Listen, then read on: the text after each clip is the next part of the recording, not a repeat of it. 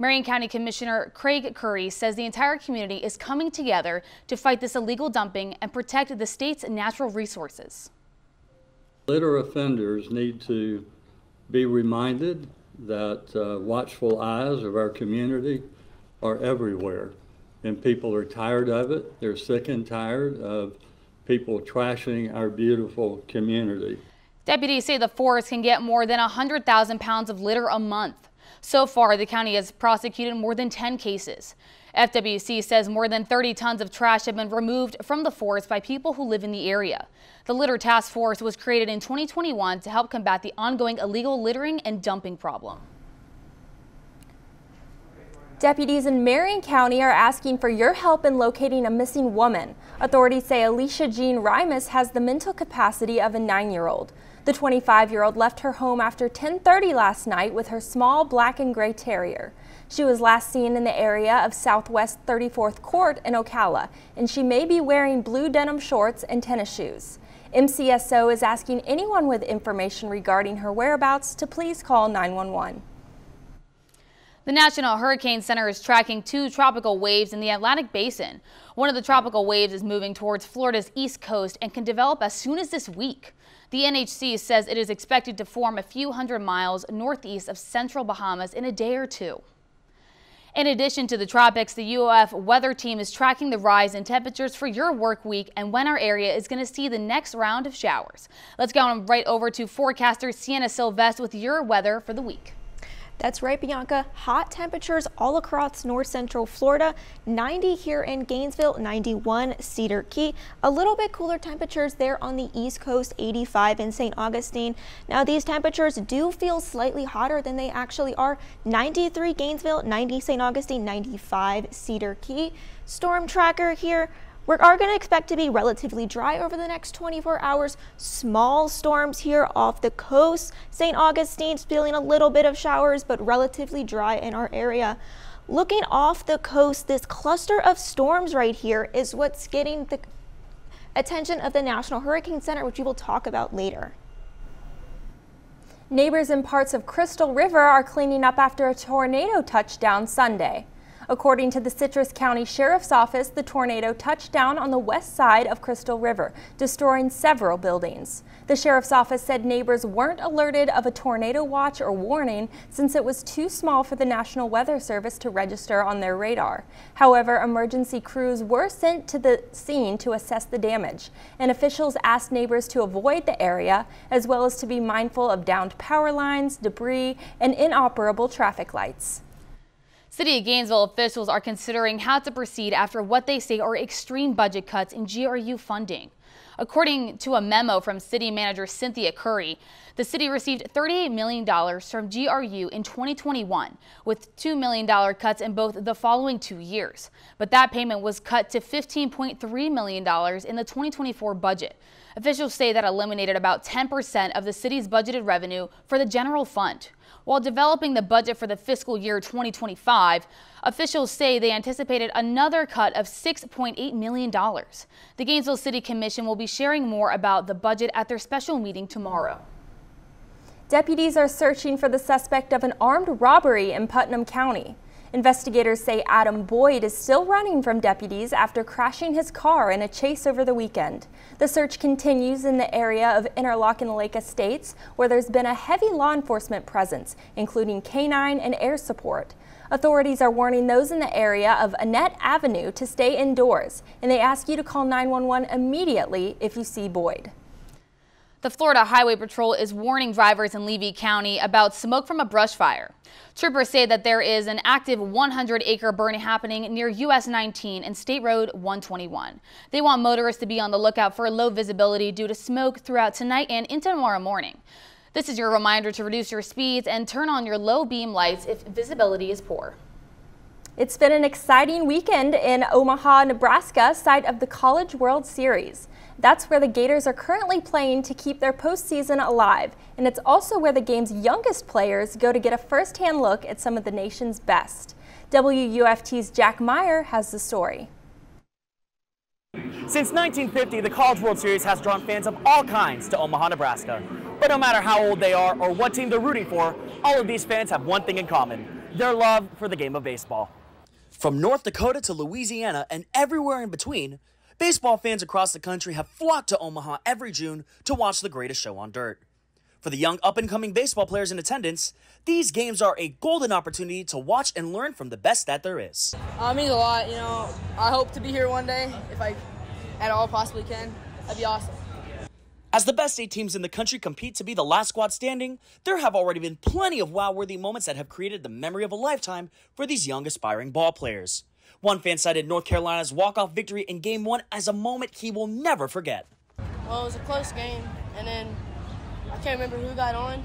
Who was at third, and it was 3-2 count, and Vance Honeycutt hit a single up in the 6th hole.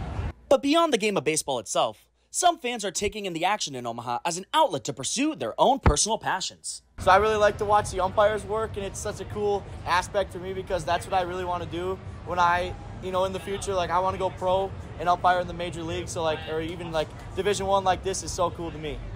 Above all else, while these young fans and ball players enjoy the trip of a lifetime, their coaches hope to use it as a chance to learn from the best that there is out on the diamond. I hope they see the enthusiasm that these players play with and that they bring that back with them when we take the field the next time. The College World Series is set to continue throughout the rest of this week, with the finals set to begin on Saturday. Reporting from Charles Schwab Field in Omaha, Nebraska, Jack Meyer, WUFT Sports.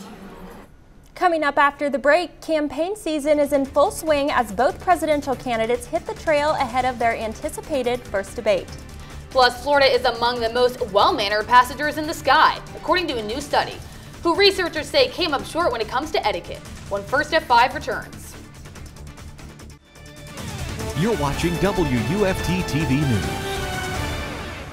With the first presidential debate happening next week, President Biden and former President Trump are turning up the heat on the campaign trail. As Bree Jackson reports, the president has taken an aggressive approach in a new ad, and the former is looking to secure his grip on the Republican Party. The race for the White House intensifying. President Biden's campaign taking direct aim at former President Trump, putting Trump's legal woes front and center, and this new $50 million ad blitz. This election is between a convicted criminal who's only out for himself. The campaign push comes as the presumptive GOP nominee seeks to further solidify support within his party, meeting with House Speaker Mike Johnson at Mar-a-Lago. This is probably much more about making sure that they do hold their majority and where they can use Donald Trump as an asset. Trump hammering home his message on immigration over the weekend while courting black voters in battleground Michigan. They're coming into your community and they're taking your job. While President Biden drew in over $30 million during a star-studded fundraiser and warning what's at stake this November. The next president is likely to have 2 new Supreme Court nominees. 2 more.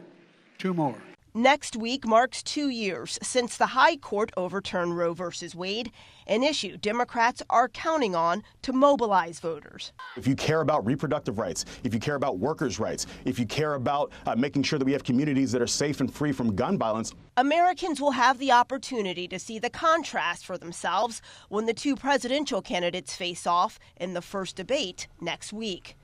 And why?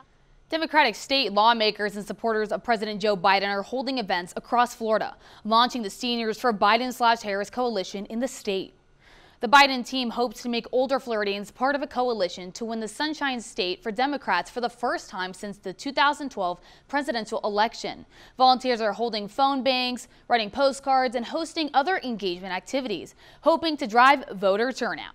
Speaking to dozens of seniors in rural Gadsden County in North Florida, State Representative Gallup Franklin spent time contrasting President Biden's record with former President Donald Trump on issues many seniors find important, like prescription drug costs, Social Security, and Medicare. Seniors are a powerhouse at the polls and are crucial to winning here in Florida. With Joe Biden, Florida's seniors are seen, heard, and protected. Republicans say they are confident that Trump will win Florida in November with the help of many older voters. The former president carried the state in the 2016 and 2020, and registered Republicans now outnumber Democrats in Florida by more than 900,000 voters. Florida is among the states that have the most courteous flyers, according to a new study. Gaming company Solitaire Bliss found that Wisconsin, Florida, Ohio, and Kansas have the most well-mannered passengers. According to self-reported surveyors, Iowa flyers have the worst travel etiquette, followed by Illinois, Virginia, Texas, and Georgia. According to the survey, the most common inconsiderate behaviors are reclining with airplane seats without asking, using phones loudly in the terminal, and placing bags on terminal seats. It's time to get out your sunscreen because parts of the country, including right here in Florida, could see some record-breaking heat this week. Forecasters say a heat dome that was building over the weekend is expanding. Heat domes trap air in places and bake it with large amounts of sunshine, making each day hotter than the last. Many forecasters say the temperatures are expected to soar into the triple digits in the parts of the east this week. That's 15 to 20 degrees above normal for this time of the year. And in some areas like Georgia, the humidity will work in tandem with extreme heat that sent the heat index into dangerous triple digits. I knew it was going to be a hot weekend. I haven't really thought about the fact that it's June and is it too hot for June? That hadn't occurred to me. This comes as cleanup continues from last week's deadly floods in South Florida. Cars have been submerged in roads, forcing some drivers to abandon their vehicles and be rescued. Rain is back on the forecast for some cities from Texas to Alabama that could see another foot of rain this week. Coming up, tracking the tropics and how that affects your week.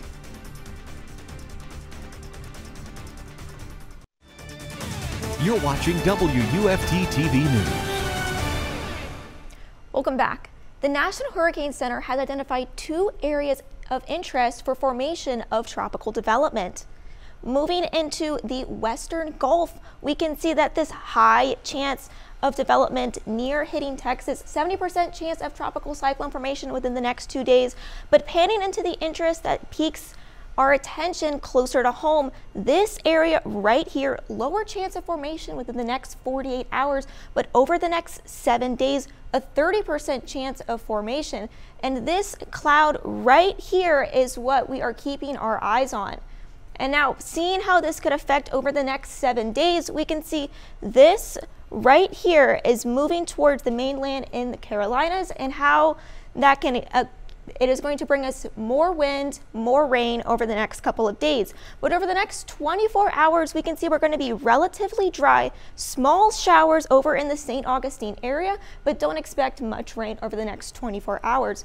Our temperatures, though, are in the upper 80s, lower 90s, 89 in Gainesville right now, 86 St. Augustine, 90 the Villages. And then our hour by hour, it is going to be warm at 7 p.m., 88 degrees. And then going into your night, expect those mid to low 70s, pretty cloudy going into your night. And then over here on campus, we can see 89 degrees currently, 91 or feels like a little bit higher, and then those gusts, 29 miles per hour coming in from the east. You can see those winds coming from the east into the tropics, into the state, slowly bringing those scattered storms that we do expect to be relatively dry going into tomorrow. And then looking at our 7-day, even though we are dry tomorrow, the rain chances are expected to increase going into your weekend, going up to a 80% chance of rain. Temperatures dipping down a little bit into the lower 90s into Thursday, but Friday expect those rain chances to go up as well as those temperatures. So don't forget to grab your umbrella going out the door. Survive and advance. That's exactly what the Gators just pulled off in the College World Series. We have the highlights after the break. You're watching WUFT-TV News. Welcome to sports. I'm Jordyn Banks. The Gators baseball team will live to play another day after beating NC State in an elimination game.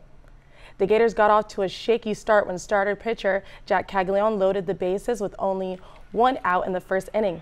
Brandon Butterworth put the whole Wolfpack on the board with a 1-run single, but Caglione escaped the inning with no further damage. But he made his presence known at the plate, blasting a 3-run home run to give the Gators a 4-1 lead. The Wolfpack tried to come back, but Florida was able to hang on, winning 5-4. Florida head coach Kevin O'Sullivan says the Gators have had their backs against the wall for the last month. It's been a tough month for us. It's been a tough year for us, but it's been a tough month for us because we've had to. Every game was so meaningful, and this one's no different than what we've been going through for the past month. The Gators will now play the winner of the Texas A&M Kentucky later this week, whoever wins the game. We will have a full recap of today's game on WFT.org. Gators men's tennis has signed a new addition for the upcoming season. Bradley Poliska joins the Gators after a 4-year career with Cornell. In his senior dual season, Poliska collected a major single wins, including victories over Demis Termalis of the number 28 Middle Tennessee and Max Westphal of the number 9 Columbia, and is eventual in NCAA quarterfinalist. Poliska joins what is a young Florida team and becomes the 3rd new member of the team, joining freshmen Francisco Cordova and Ben Warthrob. On a final note, Florida runner Parker Valby was named National Women's Track and Athlete of the Year, while Gator coach Mike Holloway was selected as the National Men's Track and Field Coach of the Year. Holloway was total 14 National Men's Coach of the Year honors, 1 for each of the national championships won by the program, while Valby won 5 NCAA individual championships in the same academic year. Now, one thing about the UF baseball team is they sure know how to scrap. Yeah, they just had that exciting win, and they are keeping the season going for longer than expected. I'm excited what's next for the Gators. Of course, and let's take a final look at the weather. Yeah, so our temperatures are expected to go down a couple degrees through Thursday, but expect the temperatures to pick back up Friday as well as the rain. Thanks for joining us. We're back here tomorrow for another edition of First at 5. But your North Central Florida news is always on WUFT.org and all of our social media platforms. Have a great night.